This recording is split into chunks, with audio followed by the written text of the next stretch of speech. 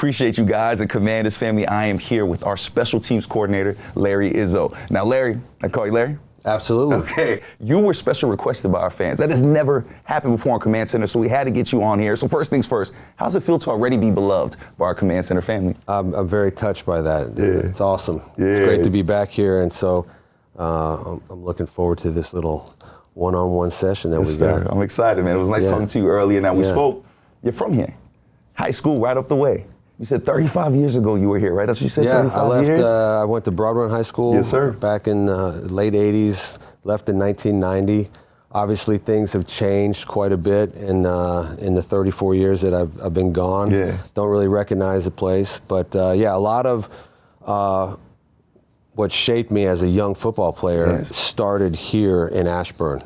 Had a great coaching staff.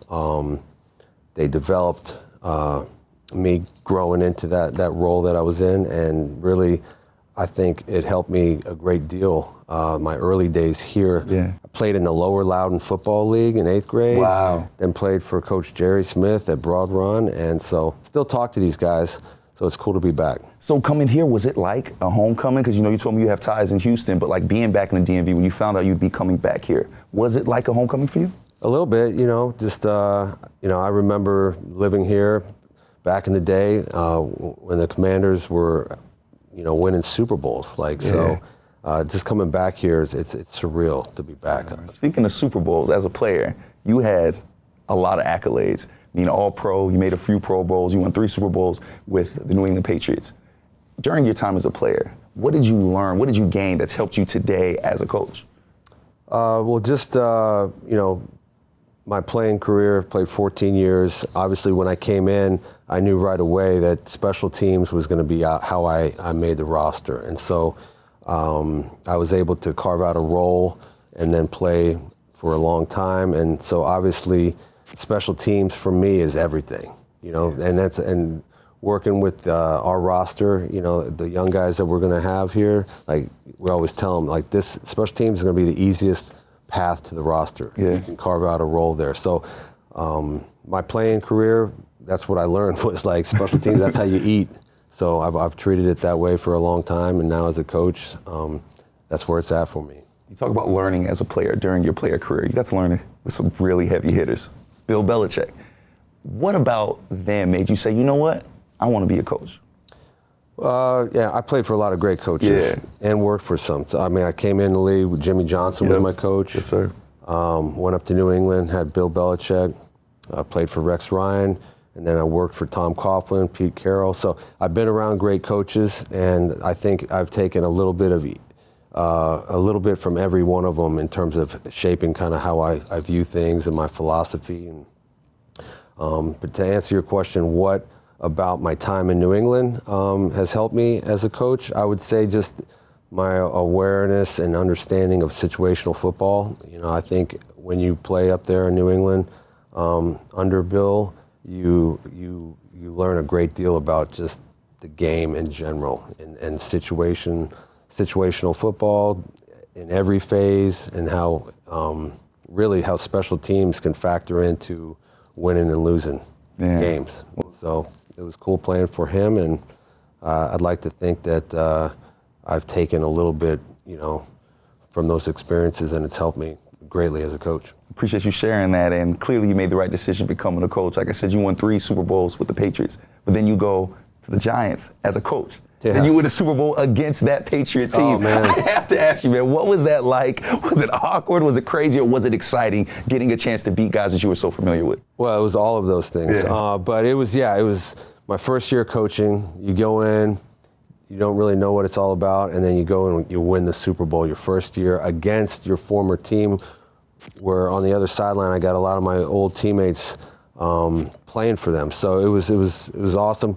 Because in 2007, the year we're talking about, 2011 was, the year we won the Super Bowl with the Giants. But in 2007, 4 years prior, I was on the other side when the Giants beat us in the Super Bowl. So to be on the right side of it this time was awesome, obviously. And then it was a little bit, I remember the feeling of, the last play was a Hail Mary Tom Brady threw, and incomplete, and then so we all rushed on the field. Yeah. We just won the Super Bowl in that play, and you're celebrating. But then I caught a glimpse of like some of my old teammates walking off the field with the dejected look of losing, obviously the Super Bowl, and so it was to understand both sides of the emotions that come into that game. It was pretty clear to me in terms of just the experience that I had there. So I was elated that we won it, but then I also was able to kind of see and have some compassion for the team that we beat, which was a lot of my old friends. And having those moments where you're there, you're getting that direct view of everything going on. How does that affect you today as a head coach, right? You said you got to see not only the celebration, but you got to see the dejection of the other team. How does that play into the decision making you make now and just the man you are today as a special teams coordinator? Well, you want to win, right? I mean, that's what it's all about. We're here to win, and to get to that, we want to climb the mountain and get to that game, and then you want to win that game. Yeah. And so everything we do in the off season, every day we come to work, we're trying to get to that point. And you start the season at the bottom of the mountain, and every team is in the same position, and you just got to slowly climb that mountain, and hopefully we can get there to the top, and then obviously, we're chasing those rings. Yes, sir. Yes, sir. And I think that's what it's all about. So as a coach, that's, having been there, you know what it feels like, so, everything that leads to that is worth it. Once you get to that point, it's all worth it. And then, the worst feeling in the world is when you get to that point and you don't win. Yes. Obviously. Right. So everybody's chasing that. That's what we're trying to do. And I think Commanders fans are chasing that too, right? They see this superstar coaching staff that Dan Quinn has put together, and they say, oh my gosh, we are on the horizon of some special things. When you have gotten to work with this coaching staff, and you've gotten to work with Dan Quinn for your short amount of time, how has it been? How has that collaborating been with this new coaching staff? It's great. We got a lot of great guys here on the staff, coming from all different backgrounds. Coach Quinn has put together an awesome staff, and so we're here grinding. We're working, trying to get better. That's every day, one day at a time, try to get better. How can we get better? Just a little bit, one day at a time. And so I think we have a lot of like-minded individuals on this staff that have come, again, from all different backgrounds, but I think DQ has brought us in here and kind of got us all on the same page real quickly in terms of what we're looking for, what kind of team we want to be, what's the play style, what kind of locker room do we want to have. And so everybody's really on the same page, so we're moving in the right direction together, and that's been really cool to be a part of that. Yes, sir. And we're in the middle of free agency, draft. We have all these things going on, and you talk about building that culture.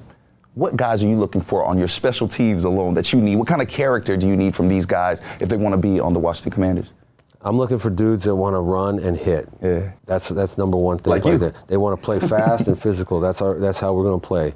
And then guys that really want to be out there, that understand their role and are team first mentality. Like whatever they can do to help the team win, they're going to do it. When you have a bunch of guys like that in your locker room that are thinking like that aren't selfish in their thought process, but they're more, thinking about what's best for the team. Then they buy into their roles, and then you're able to maximize everyone on the roster. So what I'm looking for is a bunch of those dudes. But at the end of the day, I want them playing fast, and I want them playing physical. I want them running and hitting. My philosophy is to keep it simple so that they can go out there and play with a clear mind and play fast and go out there and play the way we want to play.